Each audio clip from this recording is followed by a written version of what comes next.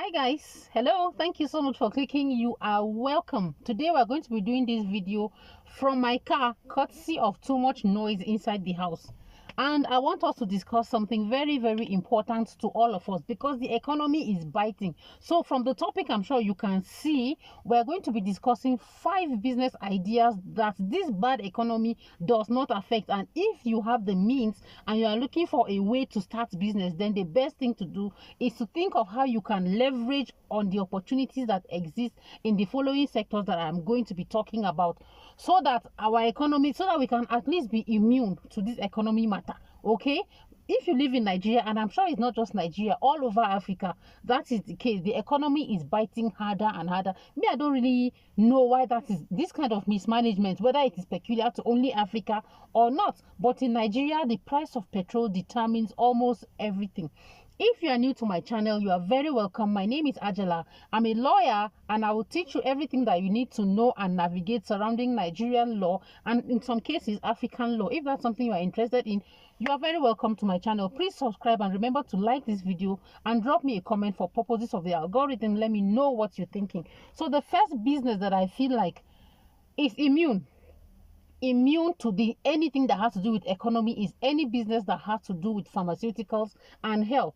Okay, so that is to say, opening a pharmacy. And you know, the best part of this thing is the fact that you don't need to be a pharmacist. You just need to have a pharmacist as a partner. As per the regulations of the Pharmaceutical Council of Nigeria, at least 2 of the other people who are going to be members of the company should be pharmacists. So you will use their pharmaceutical license. You will liaise with the best pharmaceutical companies that you have in Nigeria, and we have some very good ones in Nigeria and all over Africa. You get the best drugs, get the best pharmacies, and if you can operate 24 hours, all the better.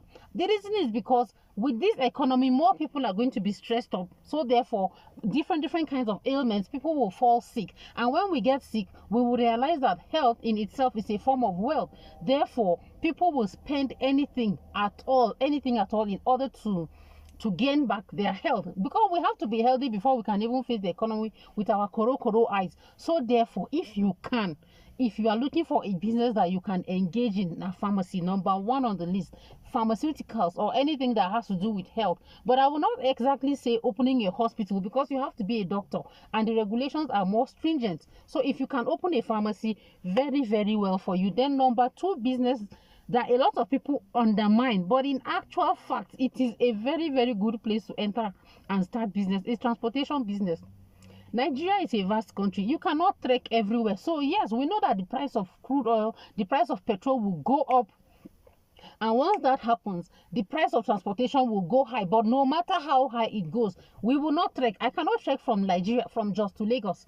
I cannot trek from Abuja to Maiduguri. So people will always enter car and transport. So it can be in the form of keke napep, it can be in the form of Okada. If you are in a state where Okada is allowed, Okada is bicycle, is motorbike. So there's a public bike like that is popular in Nigeria. I don't know about other countries, but it's very popular in Nigeria, motorbike. So yes, if you can afford that one and you are in a state where that is allowed, do it. Keke napep, 18-seater buses, these higher ones, the ones that people will hire your cars, you know, that kind of thing. Anything at all that has to do with transportation business, I will advise you that if you have the funds to go into that one, go into it. It is largely unaffected by the fluctuating economy and inflation. No matter how high, people are going to travel wherever they want to travel to.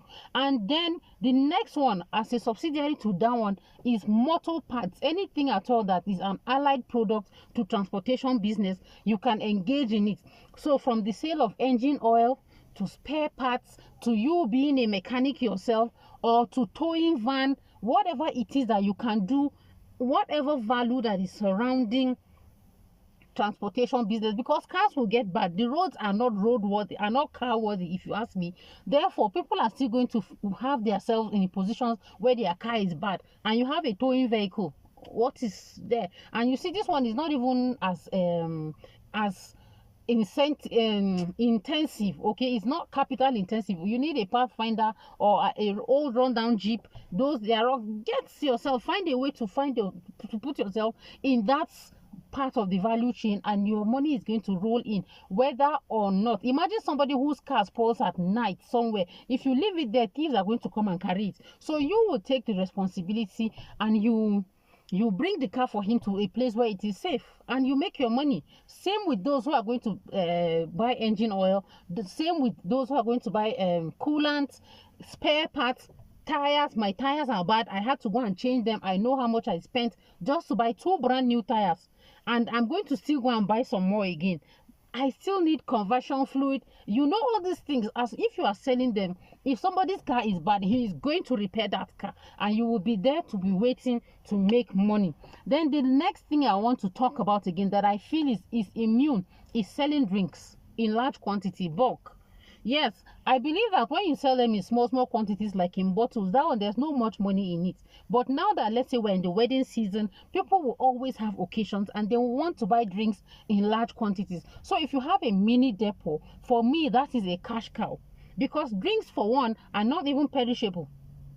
They are not perishable. They are going to be there. You sell water, and then as a way of even increasing your turnover, pure water. Look at the whole place is littered with pure water sachets. Why? Because people are drinking water. If you can sell your own when it is cold, all the better. And if you want to add even more value, and you are selling the ones that are in single, you are retailing it, then another way you can make money is if you also have ice block that you sell by the side. Nigeria is in the tropics. Nigeria is a hot country. Therefore, when people are looking for drinks, they will look for chilled ones. I remember just a few weeks ago, I was going for a wedding.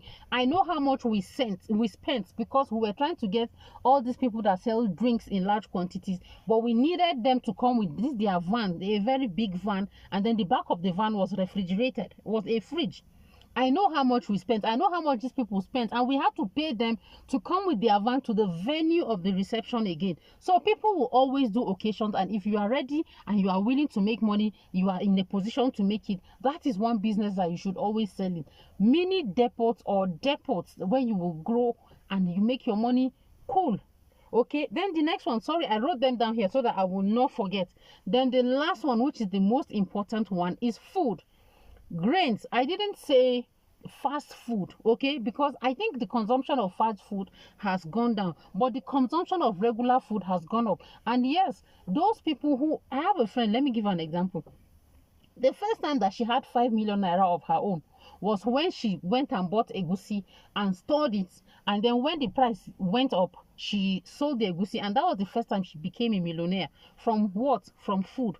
There are a lot of people who are sitting down in the house saying that me, I'm a graduate, you know, since I'm a graduate, a whole me, I cannot do this, I cannot do that. But this lady went into the trenches. She went and bought egusi and stored it and kept it. Today, she became a millionaire, and that was like her springboard from which she launched into other businesses that she's doing today. So we will always eat food and not junk food. A lot of people now do not patronize fast foods anymore because a lot of families cannot eat.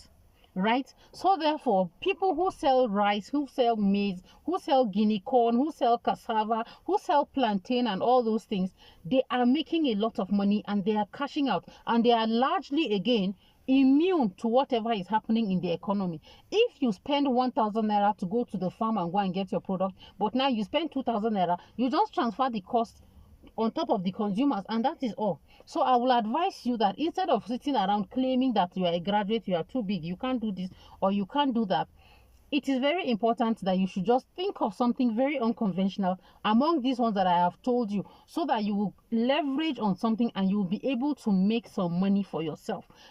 Nobody has the luxury of sitting around right now saying, you know, my rich uncle going to provide. That rich uncle that you think is going to provide for you is struggling to survive, I tell you. Honestly speaking, there was one time I was sitting down and a loan company called me, you know, when they want to call to embarrass somebody. And this is somebody that I felt is rich because he used to be a very rich man, or what I considered to be a rich man then. But even he cannot pay off his debts right now. So in case you are thinking there's anybody anywhere that is going to bring you out of your financial troubles, no, there's no savior coming from anywhere after Jesus Christ. Nobody again. But for your financial problems, it is up to you to solve. If this video made sense to you, thank you so much for staying with me till this time. I really appreciate it. Remember to leave me a comment. I would really appreciate it. Like, comment. And if you're not yet my subscriber, you want to see videos from me, or you like my face and you want to make me happy, I would appreciate it too. Subscribe, and then I'll see you all in my next video. Have a good day. Bye bye.